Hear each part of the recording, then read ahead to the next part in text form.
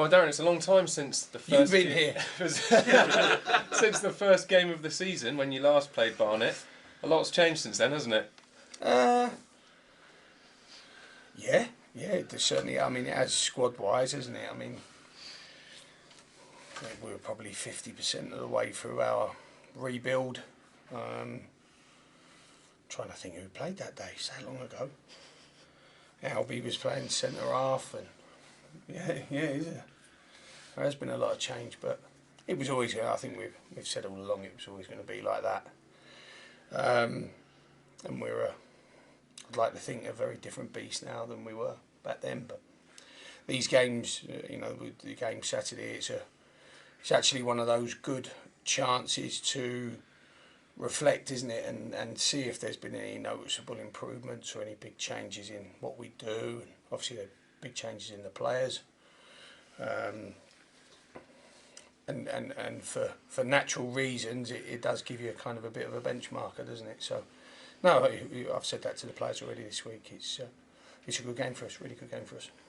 So they're a side in good form as well. With the games in hand they've got, they could be playoff contenders. Do you view them as that? Yeah, decent side. I don't really kind of look at teams as title winners, playoff contenders, relegation threatened. I don't really look at teams. I think that's quite a. I think that sort of thinking lacks quite a lot of focus with what you're trying to achieve. Every team we play, we've got to try and beat them. We've got to try and win as many games now in the last 9, and just worry about ourselves. They're all tough. Some of the toughest games we've had here or away from home have been against teams that are now in the bottom 4.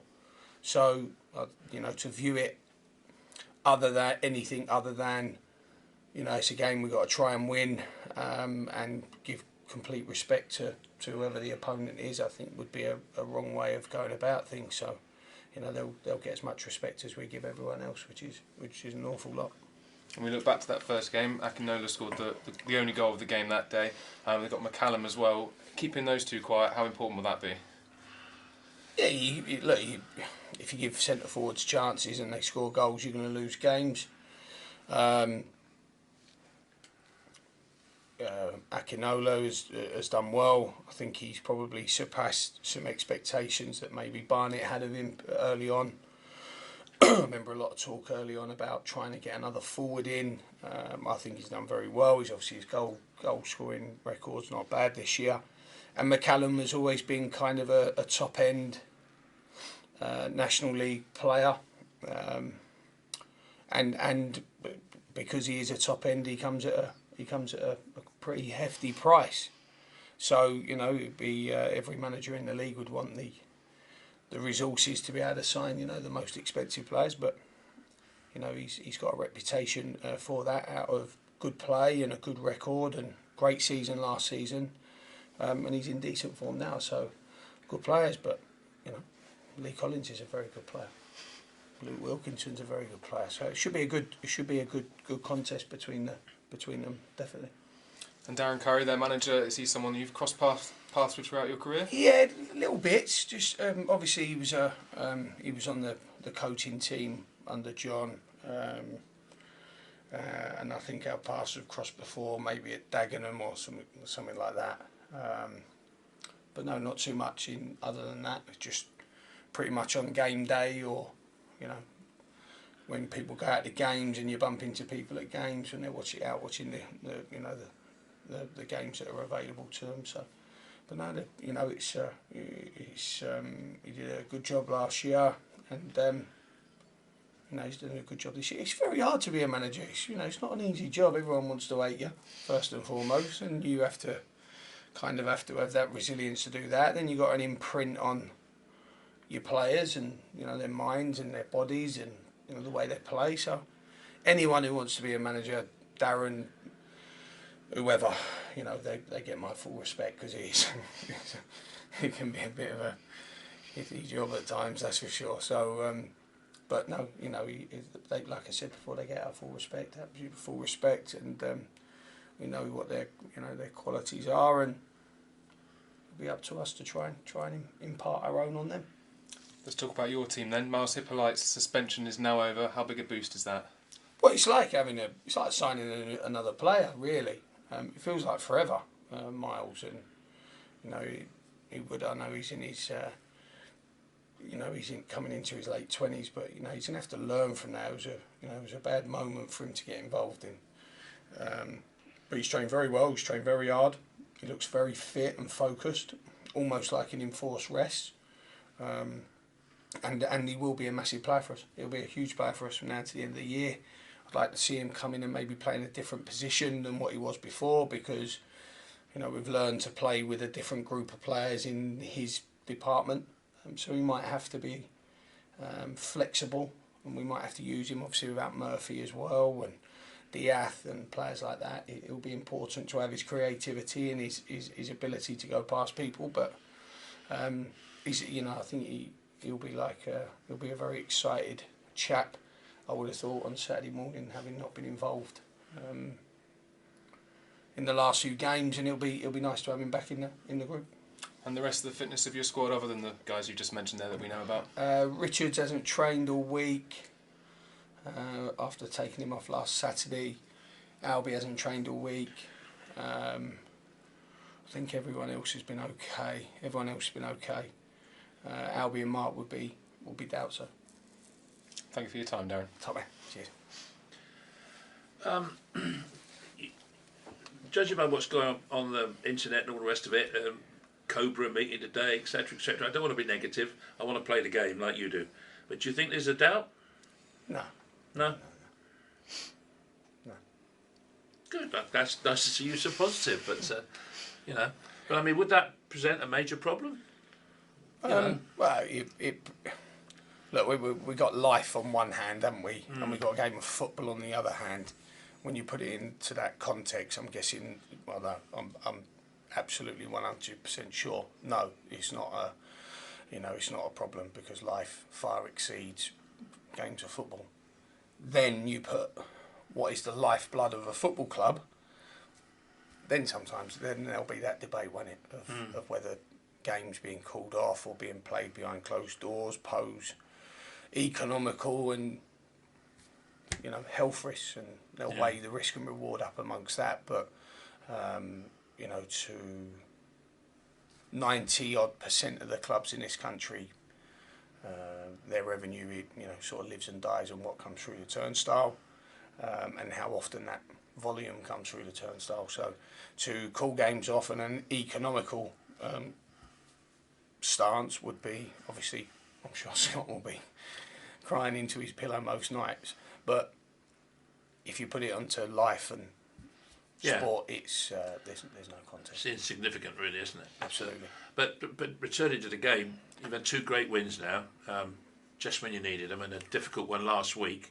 You must be pleased by the way that everybody stuck in there, kept going, and now you've turned the corner, hopefully. Well, yeah, I think we there was never any doubt of not sort of sticking in there. I think we just had to learn. We just had to learn to play a different way. We've lost a lot of players. People forget the suspensions and the injuries that we've had, or the players that have been transferred out of our control. Tilly, for example. We've had awful injuries. We've still got awful injuries. We've still got 40% of our starting lineup in that 7-game run on the injury table. So, we've had some bad injuries. We're not that club that just goes and replaces when kind of that situation happens. So we just had to solve a problem, move on, solve another problem, move on. I thought Saturday was I thought it was our best performance of the season. I thought we looked very, very fit, very strong, enthused, invigorated, showed some good play, some different type of play, because we've not had to play the way that we are playing now. And I thought it was nice to back up the Wrexham win with another really good performance, and start to see players really hit form again, and none more so than Matthew and Romeo, who I thought were absolutely fabulous again on the day. Can you feel that sort of air of confidence coming straight back into the side now? We've always had that. It's a bit of a myth, the whole confident thing. The group of players we got are very strong-willed and strong-minded. The young ones will be going through this kind of journey for the first time. But Worthington's been through a relegation season where he'd have had to go through lots of downs, some ups, but lots of downs. Players like Romeo, they're going through this for the first time. Gabby Rogers, players like that. Albie Skendies, they'll be going through it for the first time. But the core group of senior players, there's never been that. They don't really kind of live or die on confidence. They're too strong-willed for that, and they've got too much of a character and a personality to really kind of throw the cliched, you know, we're not playing with confidence crap that I hear most of the time. So I think we've had to learn. We've had to go about it in a different way. We are going about it in a different way. It's got us a couple of wins. We've only conceded 1 goal in 3 games. All of those things that you can then sort of start laying your hat on. But no, we played well. I thought Saturday was like I said, I thought it was our best performance of the season. And you mentioned Albie Scandy last week in that, you know, you've been sort of on a wing and a prayer because you felt you might sort of, I don't know, go wrong, as it were. Has he got a specific injury, or is it just a sort of fatigue element? Or? No, he has got a problem with his hernia, and it's something that we can manage, but it's definitely a week-to-week kind of situation. And it's something that we're hoping we can manage throughout the remaining sort of batch of games, or the campaign as it is, and get him to the end of the year, and then really kind of might have to be invasive in our rehabilitation of him, but and we'll get it sorted then. And that's a pretty common thing to do this time of year. That type of injury, it's a pretty common thing to do. But if you think about Albie's load this year, you know, Albie has been an amateur for 3 or 4 years, maybe even longer, 5 years, something like that. He would have played twice a week, trained twice a week, and played a game. He's doubled everything he's done this year. He's now training 5 days a week and playing a game. So really, Albie's playing 2 seasons. His body's playing 2 seasons in 1 season, if you can all understand that.